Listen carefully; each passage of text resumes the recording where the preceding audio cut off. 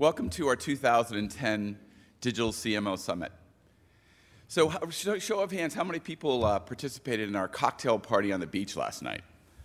Wow, that's great. We had an absolutely, so those of you who didn't, we had an absolutely fantastic event last night. And to shill a little bit for our own event, you know, how many times do you get to go to a conference, have flip-flops in your welcome package, go out and, go on a beach with the Miami sunset behind you, Miami Bay sunset behind you, have a mojito in one hand and your toes in the sand, and get together with leaders in our space and talk about how we transform the industry. So that was phase one, as I understand. And at my age, phase one kind of concluded it for me for the evening. But then I understand there was a phase two. Phase two involved, dinner in South Beach. As I understand it, it involved about 20 or 30 hardy participants making it to the Clevelander.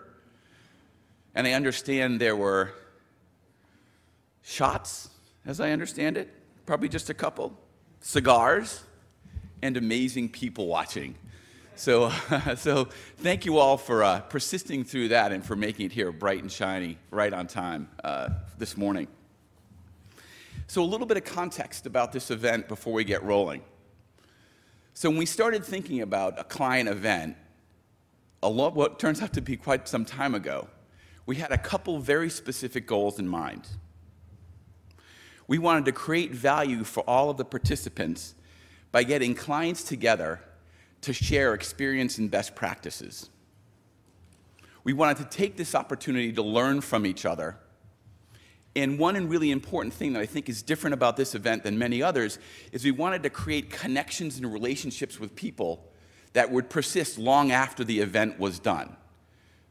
So the goal back then when we started this with our first client event in 2004, those goals are very much the same today. And I'll explain what that means in a couple minutes. So when we first started this event, we had 4 clients in a room at the Harvard Club. So think of the Harvard Club in Boston. So think a little bit about the imagery. 4 clients, because we're very concerned about kind of competitiveness and not sharing information. 4 clients at the Harvard Club in Boston, which is just a grand building, steeped with tradition, statues. I think there's a moose in the moose head in the main lobby. Great chandeliers, but a little ragged, a little torn, a little threadbare. Contrast, if you could, and think about that imagery and contrast from the Harvard Club and Commonwealth Avenue to South Beach. What a long, strange trip it's been. So think about that, and I think that imagery, those images that conjure up for me, I think are to a large degree analogous to the transition that the company has made in these last 7 years, and also our industry. So thank you for all being a part of our 2010 event, and I have 3 things I want to cover off with you this morning. I want to kind of lay out and explain big brand theory, the theme, why we chose it, what it means.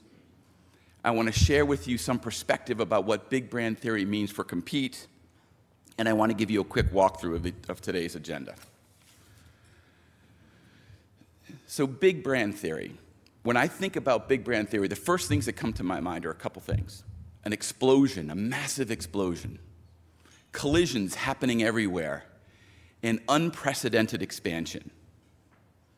Apply this theory to the marketing universe, and you end up in a world where consumers are thriving online, but brands and media companies, to a large degree, are not. Certainly there are exceptions. Try making sense of this digital universe requires that you look beyond 2 separate universes, to look beyond what we think about as online and traditional. In today's universe, consumers do not delineate between traditional and online, or traditional and digital. They interact, they connect with each other without a differentiation for those 2. So I ask, and I think a question for us is, so why do we, as brands and research companies, delineate between those 2?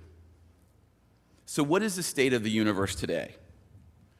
One way to define the state of the universe is to look at the progress that we've made over the last 12 months since we got together in Newport, Rhode Island. So I want to offer you a couple of examples.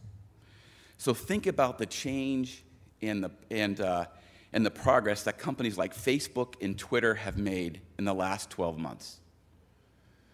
So the battle between Facebook and MySpace is all but over.